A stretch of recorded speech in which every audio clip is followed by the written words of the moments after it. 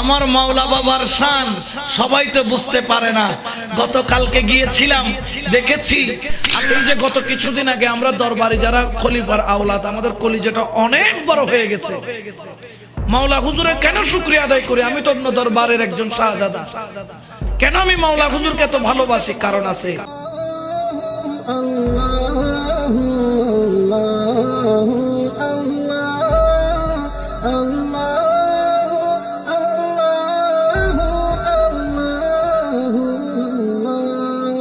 আমার মাওলা বাবার শান সবাই তো বুঝতে পারে না। গতকালকে গিয়েছিলাম, দেখেছি আল্লামা জালালউদ্দিন রুমি রহমাতুল্লাহ আলাইহির শান মান কেমন ভাবে তুলে ধরেছেন। তারা মনে করেছিল কিছু ভাই শুধু ভান্ডারীরা নাচানাচি করে, শুধু আমরা নই, জালালউদ্দিন রুমি রহমাতুল্লাহ আলাইহির দরবার সহ বাংলাদেশের মধ্যে আরো অনেক দরবার আছে, যেসব দরবারে সেমাও চলে, আবার রসুলের প্রেমে, ওলির প্রেমে, মুর্শিদের প্রেমে, সেখানে রকস অর্থাৎ জিকির আজকার চলে। বড় করে বলে সুবহানাল্লাহ।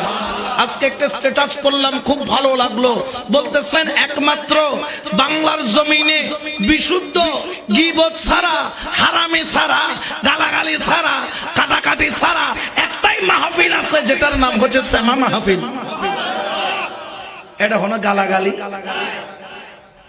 ঠেলাঠেলি, দলাদলি, শুধু আছে কি লা ইলাহা, দমে দমে জপরে মনে লা ইলাহা, লা ইলাহা, ঘটে ঘটে আছে জারি, ঘটে ঘটে লা ইলাহা ইল্লাল্লাহ, দমে দমে জপরে মন মন, ওরে ঘটের সা রঙ্গি বিচ্ছে মাওলা প্রেম রতনের তার লাগাইছে, ঠিক না? ঘটের সা রঙ্গি বিচ্ছে মাওলা প্রেম রতনের তার লাগাইছে, ওরে মাওলা জির নাম জপ লা ইলাহা, মাওলা জির নাম জপ লা ইলাহা, মাওলা জিরো নাম জপ, মাওলা নাম জপ লা ইলাহা, দমে দমে জপ রে মন লা ইলাহা, লা ইলাহা ইল্লাল্লাহ, ঘটে ঘটে আছে জারি, ঘটে আছে জারি লা ইলাহা ইল্লাল্লাহ, দমে দমে জপ রে মন সারা দুনিয়া।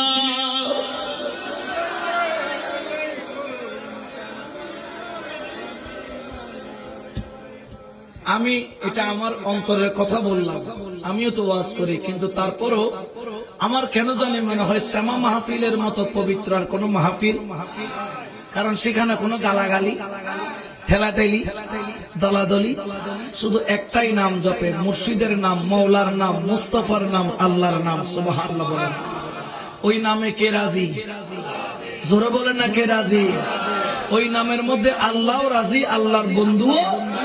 এই জন্য আমরা মনে করি ভান্ডারীরা অনেক ভালো আছি, আর মাইজ ভান্ডারে তো ঢুকা এত সহজ না।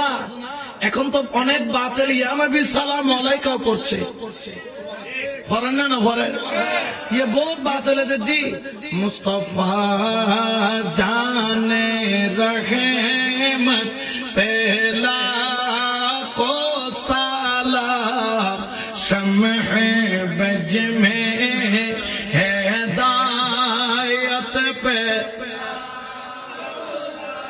পড়তেছে কি পড়তেছে না টুবিও লাগাই দে সুন্নির বুলিয়ে লই দে সুন্নির কিন্তু ভিতরে ভিতরে www.com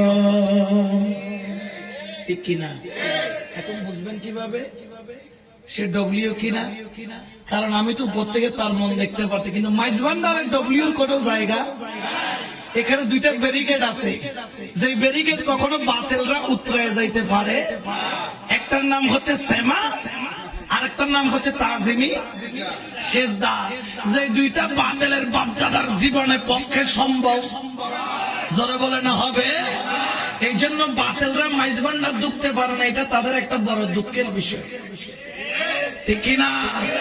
এই জন্য গাইড গুলা দিয়ে দিয়েছেন আমাদেরকে, কারণ এগুলো সবার দ্বারা করা সম্ভব, যারা বলেন না সম্ভব।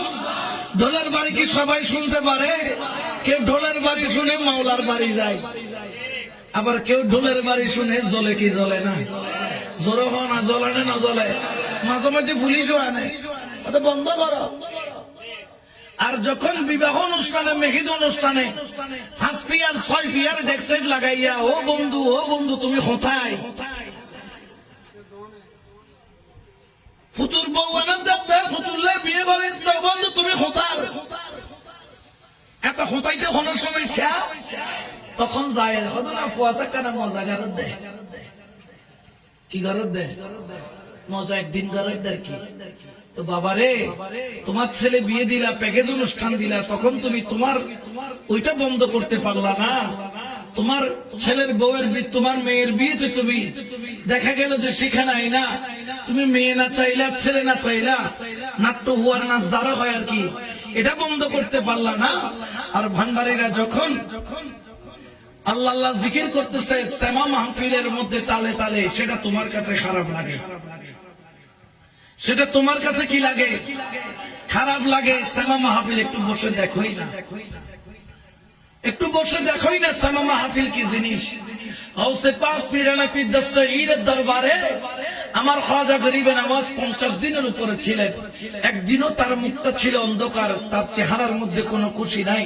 গাউসে পাক পীরানে পীর দস্তগীর হযরত কুতুবউদ্দিন বখতিয়ার খাঁকে ডাক দিলেন, এটা আমি বলছি না, আল্লামা জলিল শাহ হুজুর কেবলা, যিনি ইসলামের ফ্রন্টের চেয়ারম্যান ছিলেন, আমাদের সুন্নিয়তের একজন বড় আকাবের, যিনি ওই যে ঢাকা গৌসুল আজম জামে মসজিদের বক্তের হুজুরের আগে যিনি খতিব ছিলেন, এম এ জলিল সাহেব, তিনি তার গৌসে পাকের জীবনের মধ্যে লিখছেন, আমরা নই, তিনি বলতেছেন, যখন খাজা গরিবে নওয়াজ মুখ কালো হযরত কুতুবউদ্দিন বখতিয়ার কাঁখি রাহমাতুল্লাহ আলাইহিকে ডাকলেন, কুতুবউদ্দিন তুমি ঢোল বাজাইতে পারো? জি হুজুর পারি। আমার মঈনুদ্দিনের চেহারাটা কালো হয়ে গেছে, মনটা খারাপ, কেন খারাপ সেটা তো আমি জানি, আমার তরিকতের, আমার তরিকার মধ্যে আমি এটাকে, এটার ফাইল না হলো এটার কায়েল, অর্থাৎ এটা আমি হুকুম না দিলেও এটা আমি অপছন্দ করি, আমি হুকুম না দিলেও অপছন্দ করি না, তুমি ঢোল বাজাইতে পারো? তিনি বললেন পারি। আমার মঈনুদ্দিনের চেহারায় হাসি দেখতে চাই, তুমি একটু ঢোলটা বাজাইয়া দাও। খাজা গরিবে নওয়াজের সামনে বসে ওরে ঢোল বাজিয়ে দেখালে হয়। ঢোল কিভাবে বাজতেছে এটা বুঝাইয়া শেষ করা যাবে। বাজারে বাজারে তোরা মাইজবান্ডারির ঢোল, ওরে খোদার বাণী নিয়ে আইলো আশিকে রাসূল, ওরে খোদার বাণী নিয়ে আইলো আশিকে রাসূল। বাজারে বাজারে তোরা মাইজবান্ডারির ঢোল, ওরে ঢোল বাজাতে আসে কি ভাই, আলসি করিস না, ওরে ঘুমের মানুষ জেগে উঠু,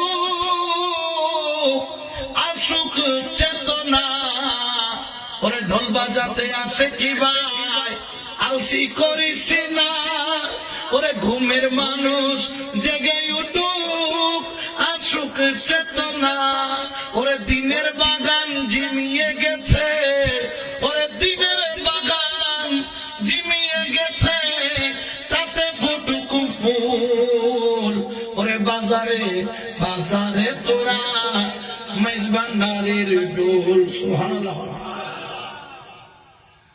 কুতুবউদ্দিন বখতিয়ার খাঁকি যখন ঢোল বাজায়, আমার খাজা গরিবে নওয়াজ ওই ঢোলের তালে মাওলা জিকিরে দেওয়ানা হয়ে যায়। খাজা গরিবে নওয়াজ রকস করা আরম্ভ করলো, শরীরটা শুধু ঢোলে মাওলার প্রেমে নাচে। বসা থেকে যখন দাঁড়িয়ে পড়লেন, কিছুক্ষণ পর দেখা যায় উপরে নিচে লাফালাফি